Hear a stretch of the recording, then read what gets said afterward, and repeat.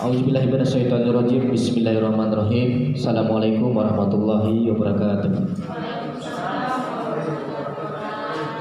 Baik, selamat pagi menjelang siang dan salam sejahtera buat kita semua. Ya, silakan.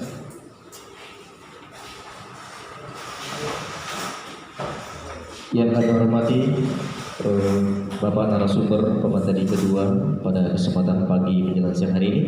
Yang saya banggakan, yang saya cintai, saudara-saudari mahasiswa STAI Al-Amin Dobu. Baik, sebelum kita lanjut pada pemateri kedua, perlu saya akan membacakan beberapa kurikulum vitae daripada narasumber kita di pagi hari ini.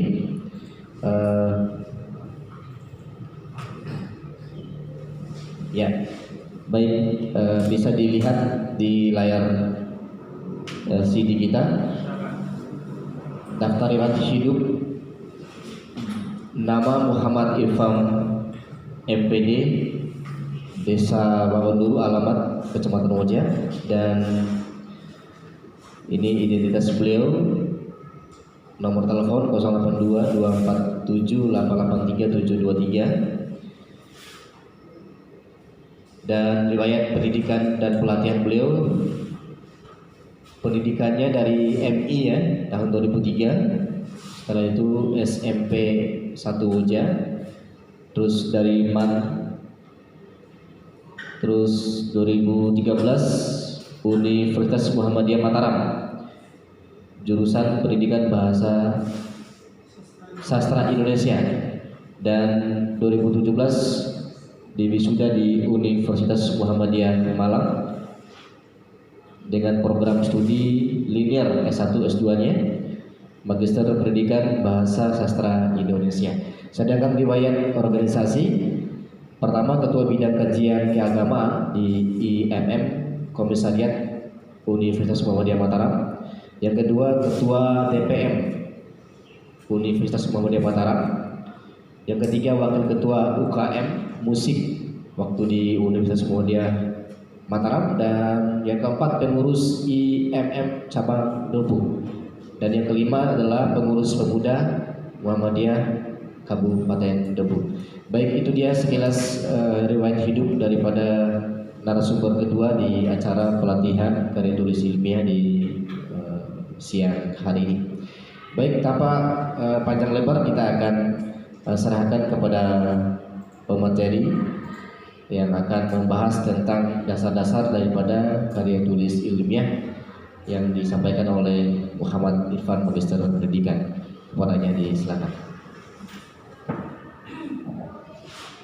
Ya, Assalamualaikum warahmatullahi wabarakatuh. Waalaikumsalam warahmatullahi wabarakatuh. Yang saya hormati moderator, Bapak Mahasiswa MPD, yang saya banggakan mahasiswa-mahasiswi yang hadir pada kesempatan yang berbahagia ini. Puji syukur mari kita panjatkan atas kehadirat Allah Subhanahu wa Ta'ala, yang dimana atas limpahan serta karunia-Nya sehingga kita dapat dipertemukan dalam kegiatan yang insya Allah ini sangat bermanfaat bagi kita semua. Yang kedua kalinya, selawat serta salam semoga tercurah kepada baginda Nabi besar Muhammad SAW, seorang teladan bagi kita semua yang sudah memperjuangkan Islam, ya, sehingga pada kesempatan ini kita masih menjalankan syariah-syariahnya, ya. Jadi saya langsung saja materi saya yang berkaitan dengan dasar-dasar karya tulis ilmiah, ya. Jadi kalau berbicara dasar berarti kita membicarakan tentang fondasi awal, ya, dasar. Kalau dalam bentuk bangunan itu tata letak bangunan, atau barangkali gambar dulu baru kemudian kita bangunkan dasarnya, kemudian temboknya, ya. Ya, lanjut barangkali, ya. Jadi menulis ilmiah itu mudah dan asik sebenarnya, ya, kalau kita mau belajar, ya. Jadi untuk menulis ini tentu ada hal-hal yang perlu kita pahami, ya. Jadi ada dua, ada jenis tulisan yang berupa fiksi, ya. Kemudian yang kedua itu non fiksi. Kira-kira ada yang bisa membedakan antara bagaimana menulis fiksi dan non fiksi ini? Kira-kira ada yang mampu membedakan antara menulis fiksi dan non fiksi ini? Ya, saya tanya dulu nih sebelum saya mulai materi inti, ya. Jadi ada dua jenis menulis itu, menulis fiksi dan non fiksi. Jadi perbedaannya, kalau kita berbicara perbedaan fiksi dan non fiksi, kalau fiksi itu dia itu imajinasi yang jalan. Kalau kita menulis itu kita memainkan imajinasi kita, ya. Itu fiksi. Contohnya ketika kita menulis novel, ya. Sudah ada yang pernah membaca novel nggak ini? Kayaknya belum ada ini. Ya, jadi fiksi ini bentuknya itu ketika kita menulis novel tentu kita menggunakan imajinasi kita, ya. Ada juga fiksi ini, ya, dalam satu film itu ketika diambil di kisah nyata, ya. Ya, dalam film itu, film ini diambil dari kisah nyata, ya. Namun dalam kisah nyata itu tidak seutuhnya diambil untuk dijadikan film. Tentu ada imajinasi seseorang itu untuk membuat film. Itu namanya apa yang membuat film itu? Saya ya, produser, atau apalagi yang satunya? Sutradara, ya. Jadi sutradara inilah yang membuat film kemudian diproduksi oleh Indosiar, barangkali seperti itu, ya. Ya, kalau dalam bentuk tulisan itu, ya, bisa cerpen barangkali, kemudian novel atau dongeng, ya, yang berkaitan dengan sastra, ya. Ya, itu jenis atau bentuk tulisan berupa fiksi. Kemudian yang kedua, kalau kita menulis non fiksi, ya, tadi sudah dijelaskan oleh pemateri kedua tadi, pemateri pertama, ya, dalam gelombang ketiga itu Ibu Samratulangi, ya, menjelaskan itu namanya karya-karya tulis berupa non fiksi, ya. Seperti makalah, skripsi, artikel, kemudian tesis dan disertasi untuk yang S2 dan S3, ya. Itu berupa tulisan non fiksi, ya. Yang bisa diambil kesimpulan bahwa non fiksi dan fiksi ini adalah dua hal yang paling berbeda, ya.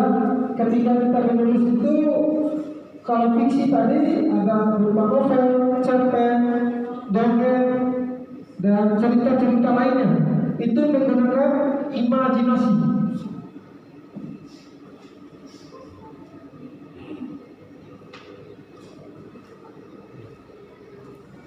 Ya, itu, ya.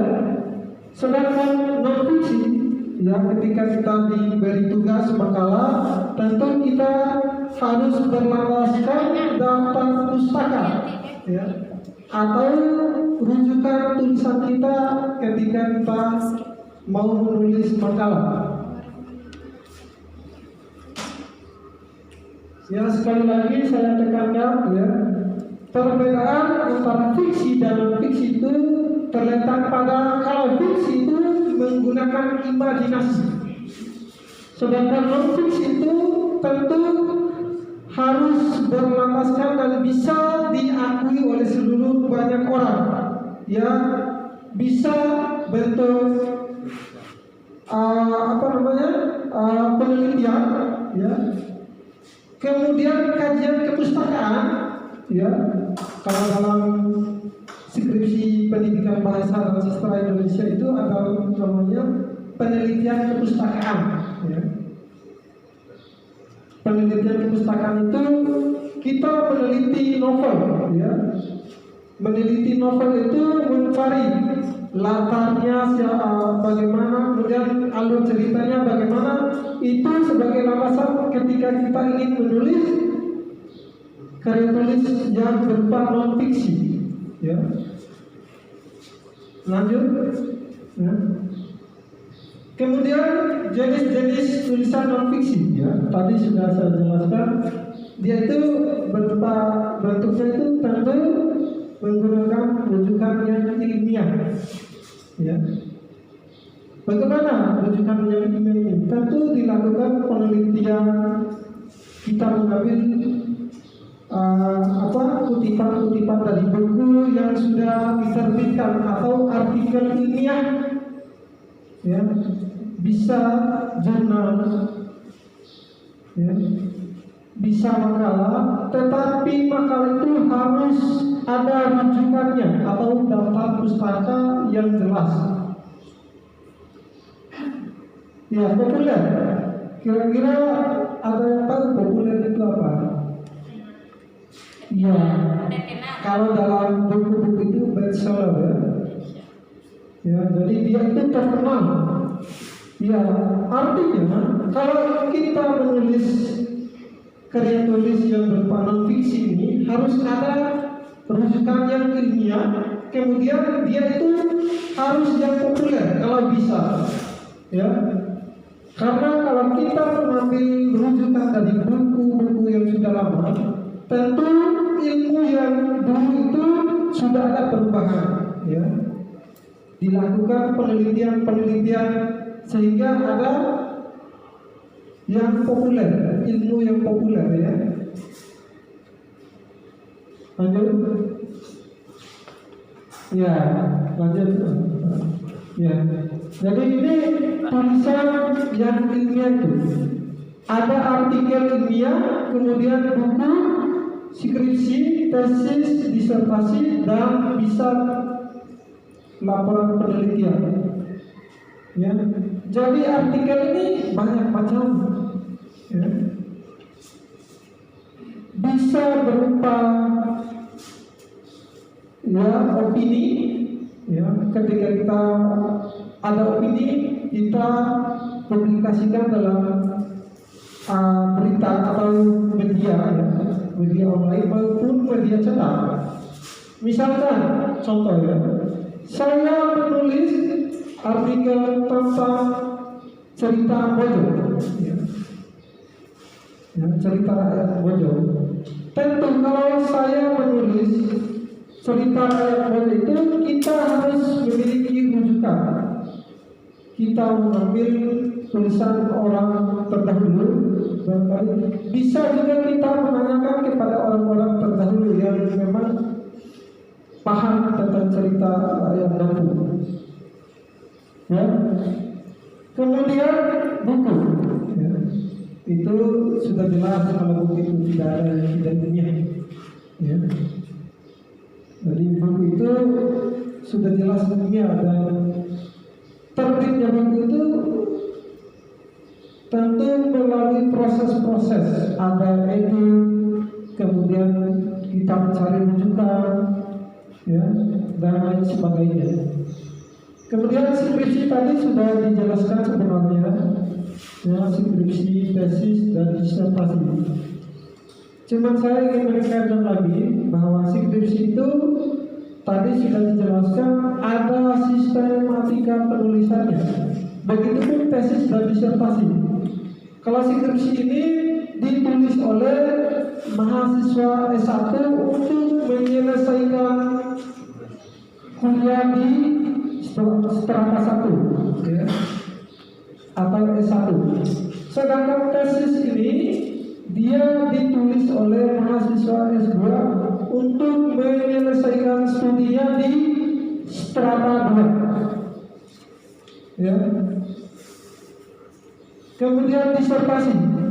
Kalau disertasi ini dia diteliti oleh mahasiswa S3 atau bisa kita, ya, sering kita dengarkan doktor, ya, gelarnya, ya, S3. Tetapi kita hanya sampai tesis saja kalau yang magister, belum ke tahap disertasi. Dan insya Allah kalau ada rezeki kami akan menyusun disertasi, ya, insya Allah. Kemudian yang terakhir itu laporan penelitian, ya. Jadi laporan penelitian itu bisa berupa observasi, ya. Penelitian itu ada mini research, ya, penelitian kecil. Ketika saya dulu waktu S2 disuruh melakukan penelitian analisis bahasa lisan pada saat orang yang berkhutbah, ya. Ya, jadi ada dua laporan penelitian itu. Bisa penelitiannya berupa bentuk artikel ilmiah, ya. Bisa berupa tesis, skripsi, disertasi itu, ya. Atau barangkali mau melakukan publikasi di jurnal, ya. Jurnal itu adalah kumpulan-kumpulan tulisan orang yang dimuat di dalam satu, apa namanya, satu, ada, ya, dalam, kalau online itu namanya itu kumpulan jurnal, ada jenis-jenisnya, banyak jurnal pendidikan, jurnal keagamaan, jurnal sosial, kebahasaan, banyak, ya. Jadi itu, ya, untuk laporan penelitian. Jadi laporan penelitian itu tidak semata-mata kita melakukan penelitian di skripsi, tesis, dan disertasi saja, tetapi banyak, ya. Kadang kita ingin melakukan penelitian, ya, penelitian di sekolah barangkali, ya, ditugaskan oleh dosen sebagai makalah, dilakukan penelitian, ya, tentang kesenjangan yang ada di sekolah. Yang misalkan saya ambil sampel di SMP 1 ini, saya suruh melakukan penelitian dan dibuatkan laporan hasil penelitiannya dalam bentuk apa? Artikel ilmiah itu, ya. Jadi dibuatkan artikel ilmiah. Kalau berbicara artikel berarti kita meringkas, ya, tidak sama dengan skripsi, tesis, dan disertasi, ya. Ya, tidak perlu saya jelaskan lagi kalau skripsi, tesis, dan disertasi ini, ya. Sudah paham nggak tadi dijelaskan oleh Ibu Sofi tadi, ya, sudah bisa membedakan, ya, salah seperti itu, ya. Lanjut, ya. Jadi artikel ilmiah ini, ya, tadi saya jelaskan itu bisa hasil penelitian, kemudian bisa kita melakukan penelitian kepustakaan, ya, artikel review, ya. Kita mereview, membaca buku, kemudian kita melakukan penelitian seperti saya jelaskan tadi itu novel, ya. Saya pernah melakukan penelitian novel tentang ketika cinta bertasbih, ya. Dan dijelaskan dalam ketika cinta bertasbih itu, maka saya buatkan review, artikel review ini, ya, diterbit di jurnal. Begitu barangkali, ya. Ya, lanjut. Ya, ini mulai masuk ke itu, ya. kita mulai bagaimana cara menulis yang baik dan benar. Lanjut. Ya, sebelum menulis, ya, kita dapat menentukan dulu, ya, kita mencari informasi, ya, hal apa yang mau kita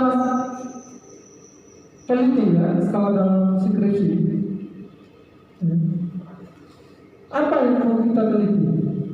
Barangkali tentang kalau yang jurusan KPI, ya, tentang khutbah, barangkali, ya, komunikasi penyiaran Islam, tentang bagaimana melakukan ceramah dengan baik dan benar, barangkali seperti itu, ya. Kita akan mencari, ya, apa yang mau kita teliti, topik apanya, ya, dalam khutbah itu. Ya, tentu topik itu kita harus melakukan, ya, pencarian data dan mengambil informasi dari kita sendiri. Kita langsung mendengarkan khutbah orang barangkali sebagai data kita, data awal kita untuk membuat topik, ya. Ya, contoh ini, ya, contoh topik yang barangkali bisa diteliti kalau khususnya untuk KPI, ya, analisis wacana lisan terhadap khutbah yang dilakukan oleh siapa barangkali itu, ya. Itu contoh analisis wacana lisan yang dilakukan, ya, yang dilakukan oleh khotib pada saat Jumat, ya. Itu. Jadi bisa kita tentukan topik ketika kita sudah mencari data dan informasi baik dari kita sendiri maupun dari orang lain.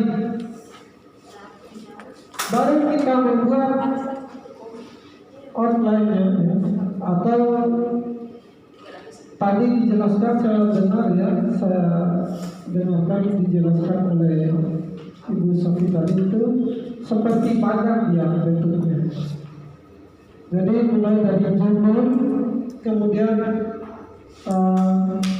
topik yang dibahas dalam latar belakang, ya, kemudian rumusan masalahnya apa saja, ya, dibuat dalam bentuk outline atau bagan itu, ya.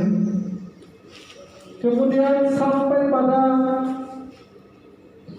kesimpulan, ya, kita membuat satu bagan dulu, ya, sehingga cara menulisnya tadi, ya, sebenarnya menulis karya ilmiah, penulisan ilmiah itu asik dan sangat ringan sekali kalau kita mau belajar, ya. Catatannya kalau kita mau belajar, tetapi kalau kita tidak rajin belajar, tentu barangkali, ya, tidak bisa, ya. Ya, kalau bahasanya saya itu orang bisa itu karena dia terbiasa, ya. Kalau dibiasakan hal-hal yang tidak kita bisa, maka itu, ya, pasti kita bisa, gitu, kalau kita sering melakukan. Lanjut. Ya, sebenarnya ini, ya, seperti yang disuruh sama Bapak moderator tadi, harus ada kertas, ya, karena kita langsung action, ya, melatih untuk menulis, ya, langsung sebenarnya ini, ya. Tetapi untuk kegiatan ini barangkali kita mendengarkan materinya saja dulu, ya. Nanti untuk prakteknya barangkali di gelombang selanjutnya, ya.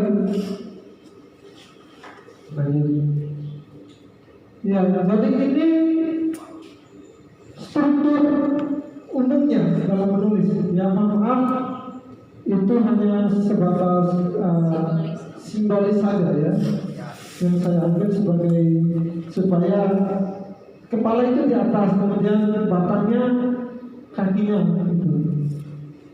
Ya, jadi kerangka umum dalam penulisan itu ada namanya kepala, ya, seperti seperti tadi saya jelaskan, ya,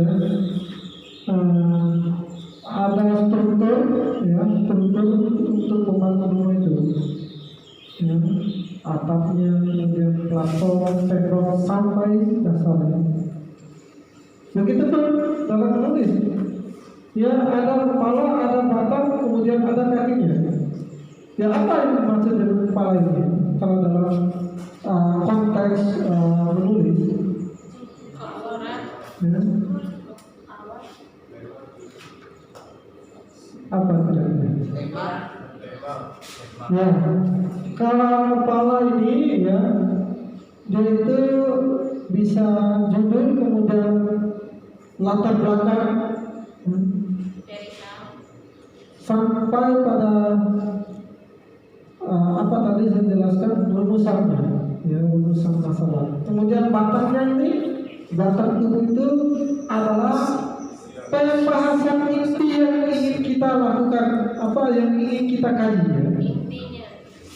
Inti daripada apa yang mau kita tulis itu ada pada tubuhnya, dalam apa namanya, dalam karya kita itu. Kemudian yang terakhir itu ada kaki, ya. Kalau berbicara kaki itu paling bawah. Berarti kaki ini bisa kita simpulkan, ya, dalam karya tulis itu adalah kesimpulan yang kita tulis itu apa. Nah, jadi kesimpulannya ada pada tulisan terakhir kita, ya, sebelum daftar pustaka, ya, sebelum kita menulis daftar pustaka atau rujukannya. Ya, lanjut. Ya, ada unsur-unsur artikel ilmiah hasil penelitian, ya. Tadi ada ini bagian kepalanya nih, ya, judul artikel, atau kalau dalam penulisan skripsi itu judul skripsi. Kemudian nama penulis, ya, atau barangkali penulis itu lebih dari 2 atau bisa lebih dari 2, ya, bisa 3 orang. Dituliskan nama penulis itu atau para penulis itu, ya, dibuatkan nama misalnya Muhammad Irfan, Muhasib, dan lain-lain, ya, dibuatkan dalam 1, 2, dan 3, ya, penulis 1, penulis 2, dan penulis 3. Ya, tadi itu dia penulis utama, penulis pernyataan, ya, dan yang ketiga itu korespondensi autor, ya, atau afiliasi penulis, ya. Ini baru kita berbicara kepalanya. Afiliasi itu ada yang tahu. Afiliasi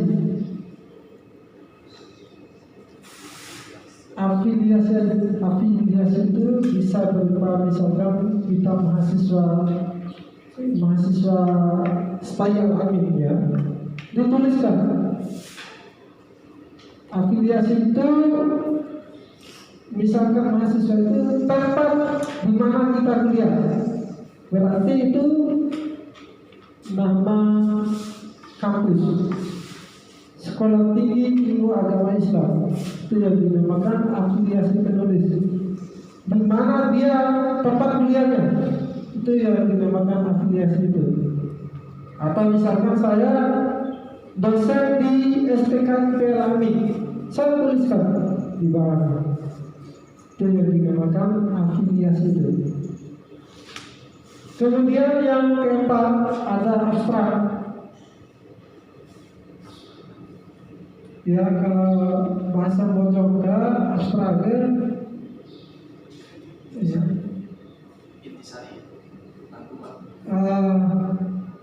lain apa, ya, sulit di bahasa Mojokerto ini, ya, abstrak ini.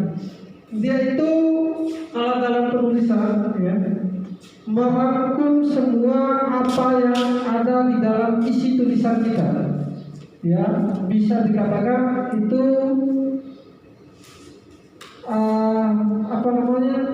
rangkuman, ya, rangkuman yang dibuat dalam bentuk terstruktur ya, abstrak. Mulai kita ambil ya, kalau dalam penulisan skripsi itu ambil dari pendahuluannya sedikit, kemudian rumusannya sedikit, kemudian metodenya, ya, baru kesimpulan akhir. Ya, jadi itu yang ada dalam abstrak itu, ya, ketika kita menulis sebuah skripsi, ya. Dan insya Allah akan dihadang oleh kalian nanti pada saat semester akhir nanti. Ya, 3 menit lagi katanya ya. Jadi yang terakhir itu ada kata kunci di abstrak itu, di bawahnya ada kata kunci. Ya, kata kunci ini kata inti daripada penelitian kita itu apa? Dan ini diambil dari variabel penelitian kita.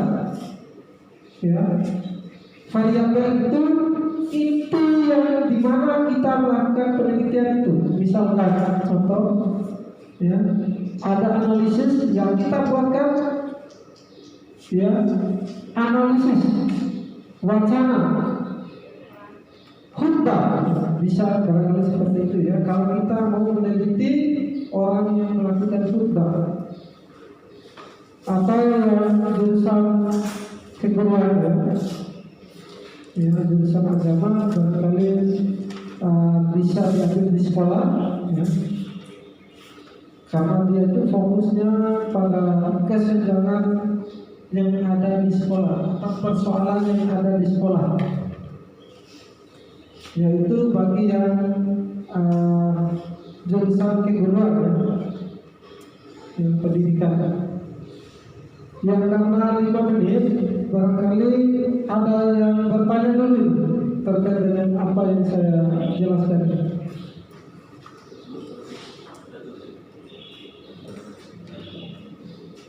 Ya, bisa langsung bertanya ya.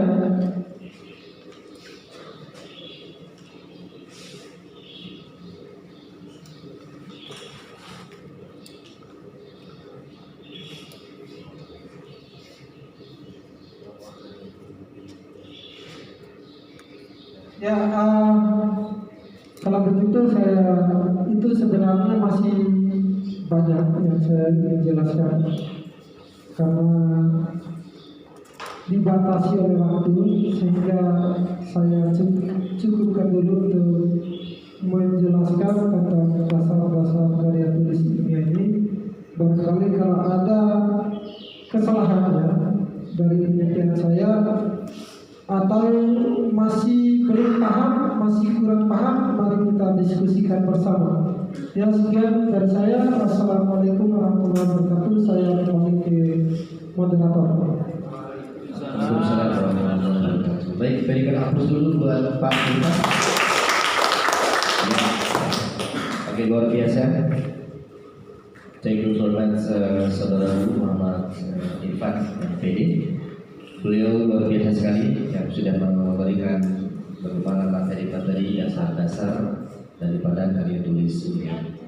Baik, beliau memang S1 dan S2-nya pendidikan bahasa Indonesia ya. Jadi maka dari itu sehingga teoritisnya memang agak lumayan dan sangat teliti daripada penyampaian. Oleh sebab itu hari ini beruntung sekali kawan-kawan atau saudara-saudara mahasiswa yang mendapatkan pelatihan dari materi beliau. Oke, baik, 2 pertanyaan di segmen pertama biasa seperti pertama tadi. Jadi silakan bertanya berkaitan dengan materi atau tentang makalah dan sebagainya. Karena memang kita dibatasi waktu, karena rezim yang kita tidak bisa tahan adalah waktu ya. Oleh sebab itu waktu yang akan menentukan bagaimana bertemu dan perpisahan seperti itu. Oke, baik, segmen pertama silakan. Yang ingin pertama dulu mengajukan pertanyaan, biasa, nama, alamat, jurusan dan semester berapa. Ya, kawan-kawan dari PAI yang baru bergabung, oke, silakan langsung ke depan aja ya. Ya, silakan bertanya yang mungkin belum dipahami ya daripada materi pertama dan kedua. Bismillahirrahmanirrahim. Assalamualaikum warahmatullahi wabarakatuh.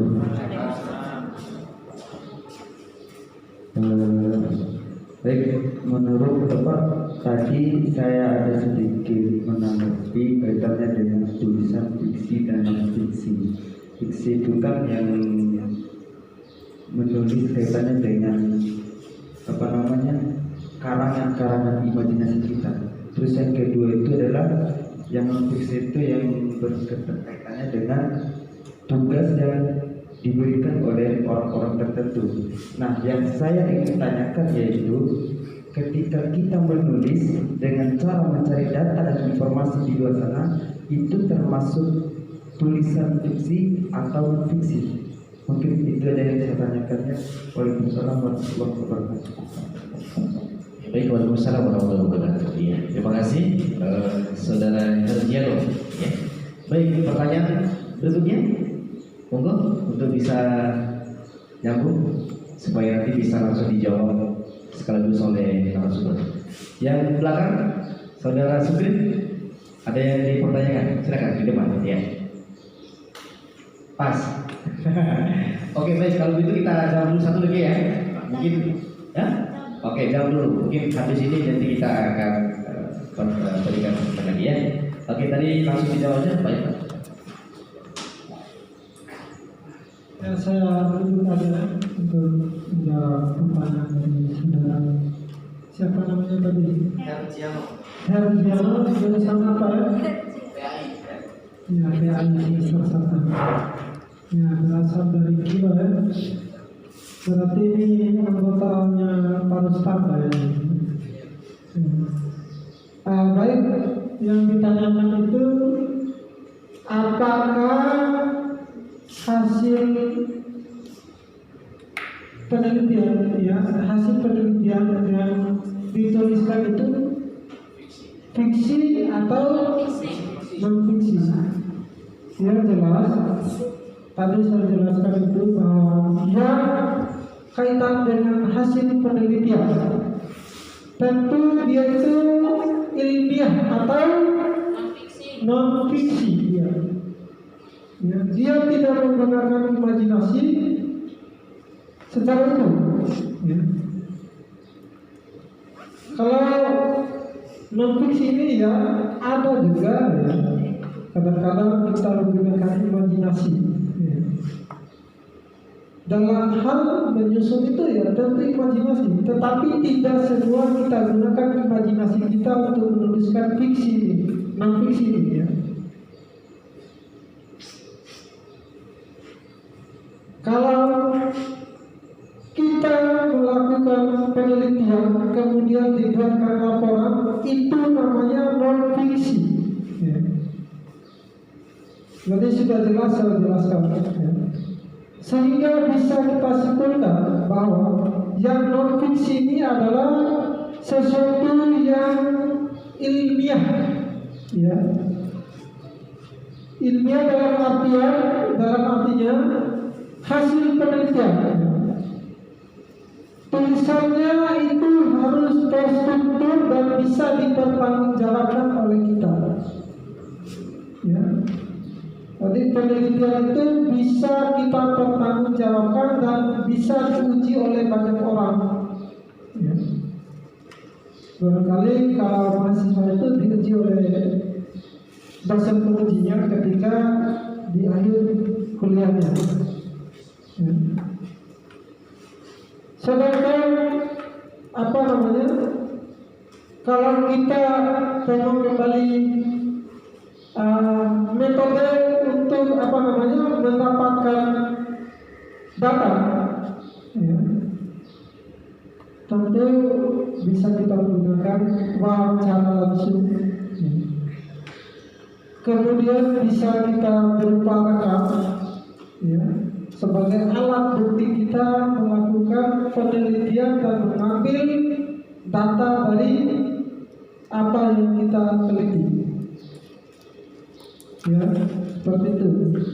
Kemudian ada tadi dijelaskan juga, ya. Ya, mohon maaf itu barangkali ya jawaban saya, tetapi saya mau jelaskan sedikit lagi yang berkaitan dengan metode, ya.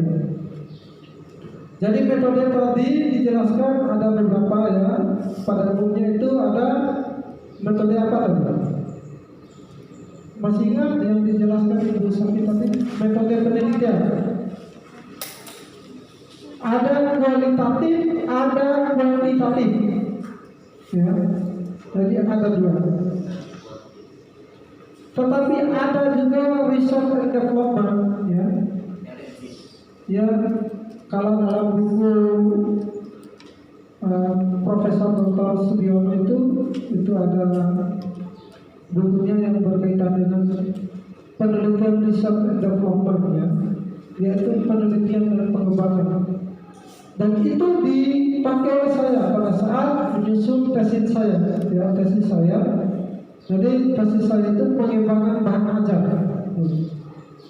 Saya kembangkan bahan ajar yang di sekolah Mandopo, ya, dulu. Ya, ini siswa saya si Tika ini, ya. Dulu dia itu pernah jadi wali murid saya. Dan saya ini wali kelasnya dulu, ya, di Mandopo.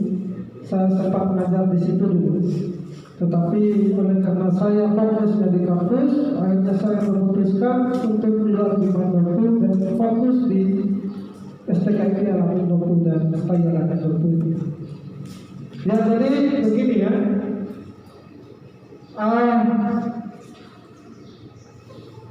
Penelitian kualitatif itu dia itu menggunakan uraian yang berupa tulisan uraian kata-kata, ya. Kalau dijelaskan sedikit terkait dengan dua penelitian itu, kualitatif dan kuantitatif, ya. Dalam penelitian kualitatif dan kuantitatif itu ditentukan oleh judulnya, ya. Tidak bisa kita klaim bahwa judul saya ini penelitian kualitatif ketika dia itu nantinya penelitiannya berkaitan dengan atau hasil penelitiannya berkaitan dengan angka-angka, ya. Ngerti maksudnya? Ngerti, ya?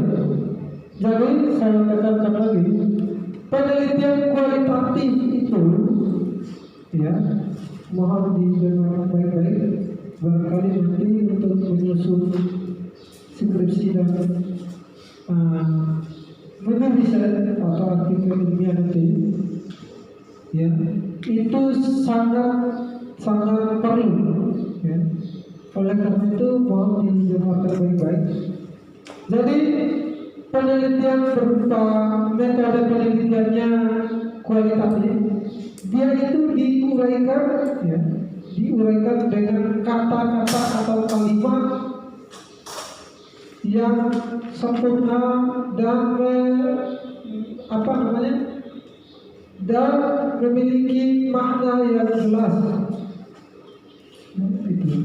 Jadi kalau tidak jelas juga, ya, berarti karya kita itu salah.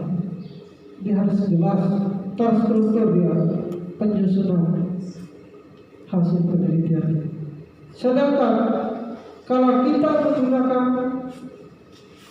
penelitian kita itu menggunakan metode kuantitatif, ya, berarti kita akan menghadap yang namanya angka-angka, ya. Jadi, ya, kalau saya dulu itu hasil nilai siswa, ya, secara keseluruhan saya hitung dengan menggunakan rumus-rumus tersendiri, ya. Tentunya di situ yang memahami hal itu, ya saya bukan tidak memahami, tapi kurang memahami. Kalau berbicara tentang angka, karena saya ini backgroundnya bahasa dan sastra, ya, tentunya saya itu kurang di kualitatif. Ya. Tapi kalau dihadapkan oleh metode penelitian kualitatif, ya, mau tidak mau saya harus belajar. Ya. Tentu untuk penelitian kuantitatif ini, ya, walaupun kita bukan jurusan matematika, hitung, tetapi kita diwajibkan, ya, bukan disunahkan lagi, diwajibkan ketika kita melakukan penelitian dan menggunakan metode kuantitatif, itu wajib kita menguasai rumus hitungannya. Yang kalau jurusan matematika itu, ya, sigma dan sebagainya itu sudah dihafal oleh mereka. Ya, itu. Jadi dua hal penelitian ini yang membedakannya. Kalau kualitatif, dia itu menguraikan dengan kalimat-kalimat, ya. Sedangkan kuantitatif, dia itu menggunakan angka-angka dan dibuatkan rumusnya. Ya. Lebih kurangnya itu ilmu statistik dan ilmu matematika itu bermain di situ. Ya. Nah, itu metode penelitian. Kalau research and development, ya, penelitian dan pengembangan, dia itu lebih rumit lagi, susah. Dan bahkan saya itu mengaku sangat susah sekali penelitian saya. Jadi penelitian saya dulu itu sudah dibuatkan tesis, ya, Saya buat lagi buku bahan ajarnya sebagai produk saya melakukan penelitian dan uji coba di sekolah Mandopulu. Saya uji coba hasil pengembangan saya. Apakah dengan menggunakan bahan ajar yang dibuatkan oleh saya itu mahasiswa lebih paham atau tidak? Maka di situ kita menggunakan sampel untuk menentukan paham atau tidak. Kita ambil sampel dari beberapa orang, kemudian kita terangkan buku itu dan dijelaskan di siswa, apakah dia cepat memahami atau bagaimana dibandingkan buku yang memang beredar di sekolah itu. Kalau memang dia belum buku itu tidak mampu untuk cepatkan memahami siswa, maka disuruh ulang oleh dosen saya, diulang beberapa kali, kemudian diubah, tata letaknya ini masih kurang bagus, kemudian penggunaan katanya masih kurang bagus, dan bahkan dilihat oleh dosen saya itu warna bukunya itu pun berpengaruh terhadap hasil belajar siswa katanya.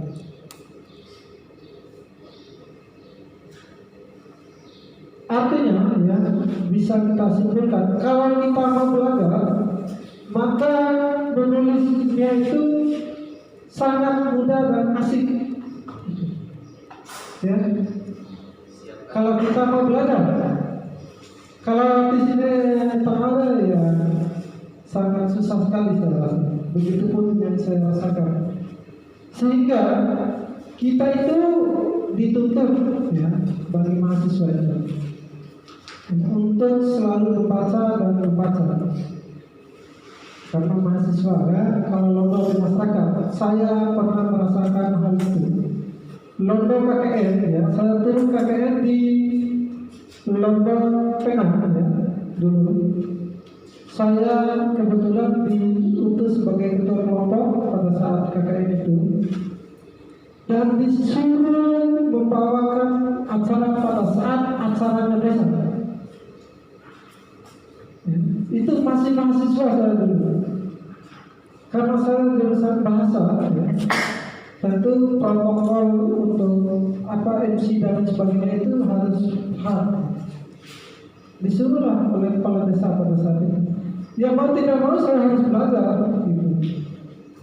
Ya begitu pun untuk menulis karya ilmiah ini atau menulis ilmiah ini, tentu kita harus belajar.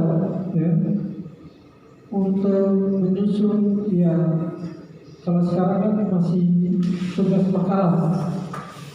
Kalau tugas akhir itu dihadap dengan skripsi itu yang tadi. Ya itu ya. Ya, saya mau dari penjelasan saya, ya saya berikan pretes ya. Jadi saya mau tes dulu kemampuan kalian semua, apakah sudah paham yang saya jelaskan dan bisa membedakan tadi ya, terutama itu karya fiksi dan non fiksi tadi ya.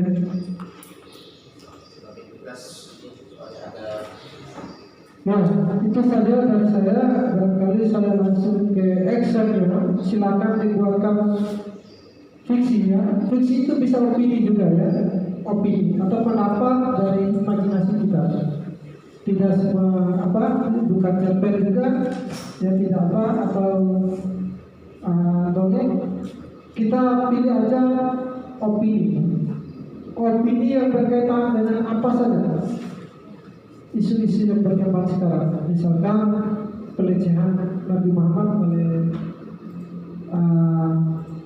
Presiden Prancis ya, kalau tidak salah ya. Kemudian undang-undang cipta kerja yang dibuatkan opini. Kemudian yang kedua itu dibuatkan yang non fiksi, ya. Atau gini aja, tidak usah yang non fiksi ya, karena non fiksi itu agak panjang ya. Yang fiksi saja, ya. Iya, opini atau esai saja ya, silakan dibuat. Tetapi harus jelas ya, dari apa yang ingin kita tulis dan kesimpulan yang bisa kita ambil itu harus jelas dalam opini. Opini apa saja. Jadi saya mau tes apakah sudah paham atau tidak. Itu saja sebenarnya. Ya langsung saja bisa dibagikan buat kalian. Baik, oke. Sekali lagi tepuk tangan dulu buat narasumber kita. Oke, luar biasa. Terima kasih. Thank you. Baik, seperti gelombang pertama, jujur saja saudara-saudara mahasiswa, gelombang pertama itu adalah akhir daripada acara pelatihan itu dibagikan kertas seperti ini dan disuruh tuliskan opini sesuai dengan judulnya, tema tentang diri mulai menulis. Oleh sebab itu kita harus mulai menulis hari ini kan. Menulis apa aja? Yang penting satu kata itu bisa full atau setengah nggak apa-apa. Yang penting bisa dibaca. Ingat yang tadi seperti kata Pak Ivan, ada kepala, tubuh dan kakinya. Gitu. Ada judulnya, ada tengahnya dan ada akhirnya seperti itu. Jadi silakan mulai dulu, berikan judulnya, judul apa aja terserah. Mau judul tentang kegiatan ini seperti apa, berjalannya boleh, atau cerita tentang tertundanya mata kuliah fikih gara-gara ini boleh, nggak apa-apa. Atau dari rumah, dari macet ada tabrakan dia mau ini, nah, silakan. Terserah ya. Yang penting tulisannya yang bagus semua sesuai dengan ejaan dan yang disempurnakan dalam bahasa Indonesia. Ya, terima kasih. Itu ya. Saya cukup untuk pertanyaan, kita tutup dulu ya. Ya, kita langsung praktik karena di akhir daripada acara KTI gelombang ketiga ini kita harus mengumpulkan beberapa tulisan opini atau pendapat atau esai, hasilnya nanti kami bertiga ini akan melakukan verifikasi gelombang 1, gelombang 2, gelombang 3. Yang terbaik satu akan mendapatkan 2 kartu Excel dengan isi paketnya 85 GB satu. Terus juara 2 1, juara 3 1. Itu aja ya. Mana yang menjadi penulis terbaik nanti kami akan cetak di media sosial maupun di media cetak atau majalah di kampus seperti itu ya. Jangan lupa tulis nama, jurusan, alamat, nomor HP bila perlu, dan judulnya, terus kata-kata isi. Nah, yang punya Facebook ada semua. Ya, silakan tulis juga di Facebook, nggak apa-apa. Tentang kegiatan ini, bagaimana nilai positifnya, nilai manfaatnya, seperti apa, tanggapan dan sebagainya. Oke, kita akan beri waktu 10 menit, 7 menit ya. Setelah itu bisa dikumpulkan dan bisa langsung pulang ya. Itu saja, terima kasih.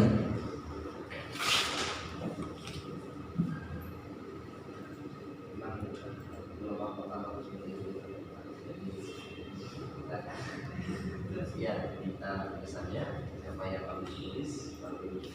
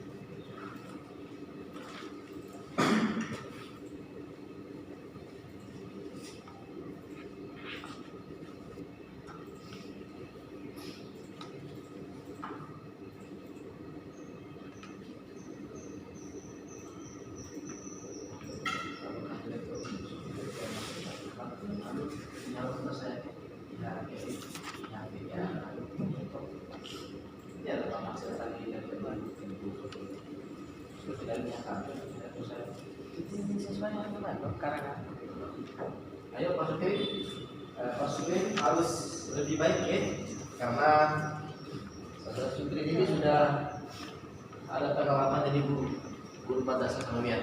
Dia pakai baju putih. Nah, jadi dia bagaimana mengajarnya bisa lebih rapi lah seperti itu.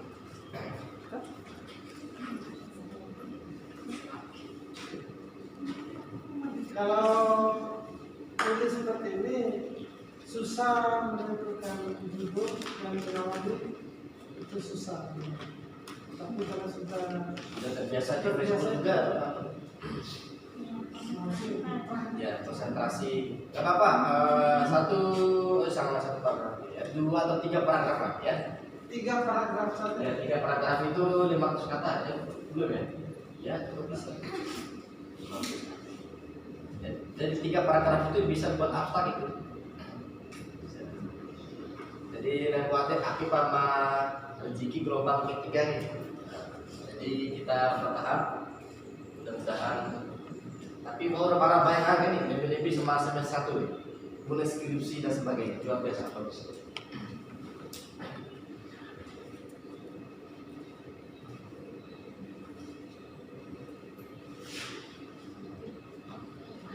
Saya kalau ada anggarannya minimal 4 hari menunggu sih. Kalau sholatnya begini. Tapi jadi judulnya bukan pelatihan, tapi workshop. Kalau judulnya workshop, wah itu lebih keren. Workshop. Saya malah